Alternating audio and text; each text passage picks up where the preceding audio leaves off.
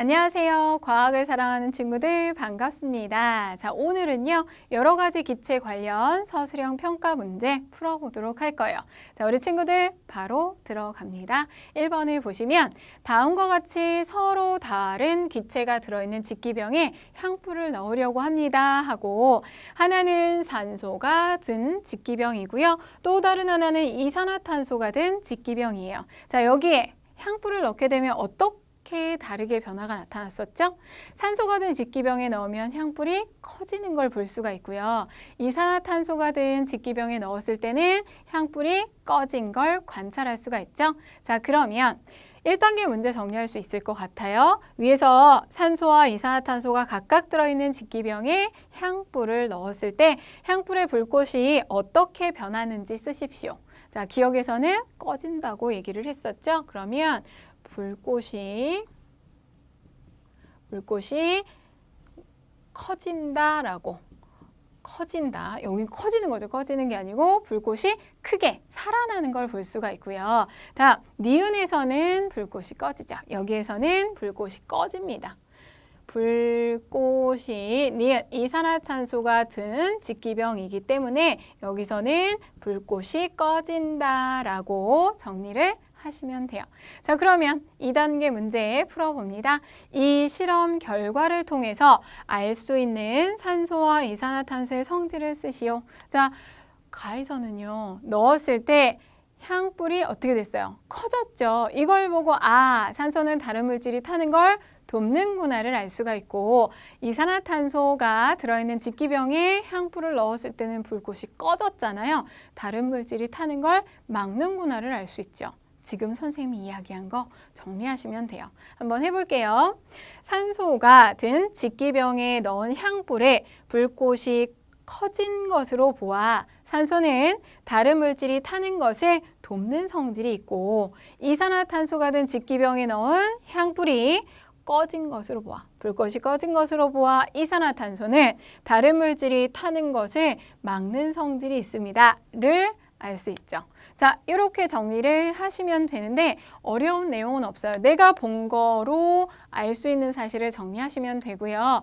물론 지금 선생님이 열심히 이렇게 정리해 드렸는데 보기만 하시면 내 거 안 돼요. 반드시 직접 써보시고요. 선생님이랑 2번 문제로 넘어갈게요. 다음과 같이 서로 다른 물질이 들어있는 주사기 입구를 각각 손가락으로 막아주고 피스톤을 눌러서 압력을 가했습니다. 여기 보시면 공기가 들어있죠? 공기는 기체이고 여기는 물이 들어있어요. 물은 액체죠. 이렇게 넣어놓고 나서 눌렀을 때 공기가 들어있는 주사기는요, 피스톤을 누르면 부피가 많이 줄어드는 걸 알 수 있어요. 압력이 셀수록 더 많이 줄어들고요.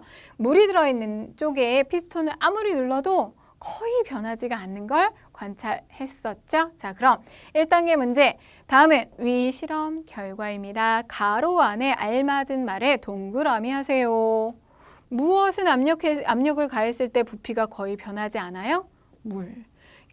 액체인 물은 압력을 가했을 때 부피가 거의 변하지 않고요. 그리고 압력을 가했을 때 부피가 작아지는 건 기체 공기가 되겠죠. 첫 번째 물, 두 번째 공기. 기억은 물, 니은은 공기 골라주시면 되고요.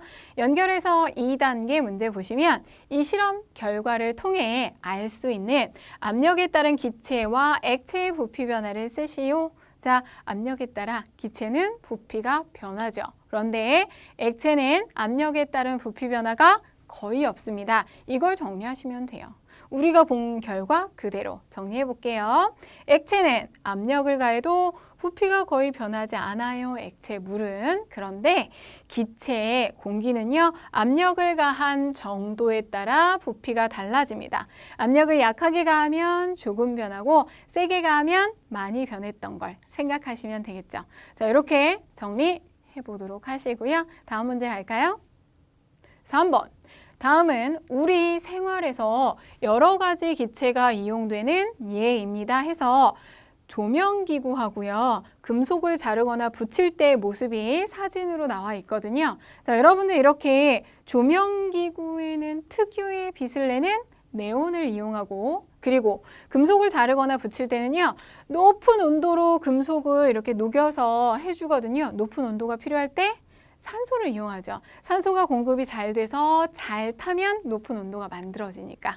자, 그러면 기역, 니은에 이용되는 기체를 각각 써볼까요? 기역에는 네온을 이용합니다.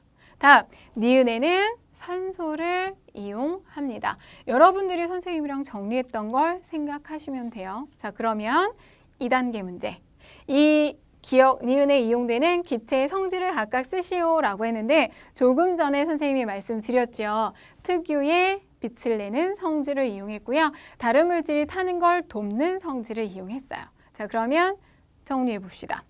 기역은요, 특유의 빛을 내는 성질을 이용해서 조명, 기구 등에 이용이 되고요. 니은은 다른 물질이 타는 것을 돕는 성질을 이용했죠. 그래서 높은 온도의 불을 이용해서 금속을 자르거나 붙일 때 이용을 했습니다.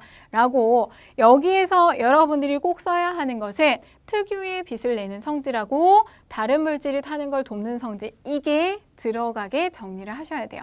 무엇이 꼭 들어가야 하는지도 확인해 가면서 서술형 문제는 정리해 주시는 게 좋겠죠? 자, 그럼 마지막 4번 문제.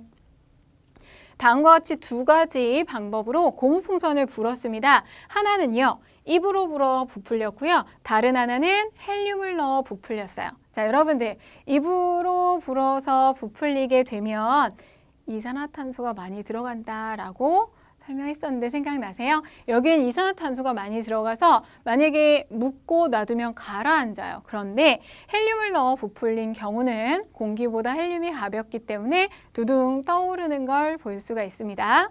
1단계 문제를 보시면 기역에서 사람의 날숨에 포함되어 입으로 불어 부풀린 고무풍선에 들어있는 기체는 무엇인지 쓰세요. 방금 얘기했죠? 이산화탄소 쓰시면 돼요.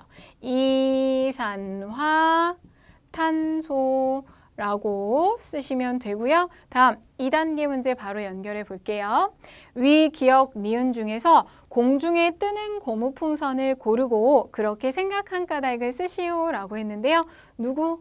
헬륨을 넣어 부풀린 니은이 공중에 뜨겠죠. 왜? 헬륨이 공기보다 가볍기 때문입니다. 자, 그럼 정리해 볼까요?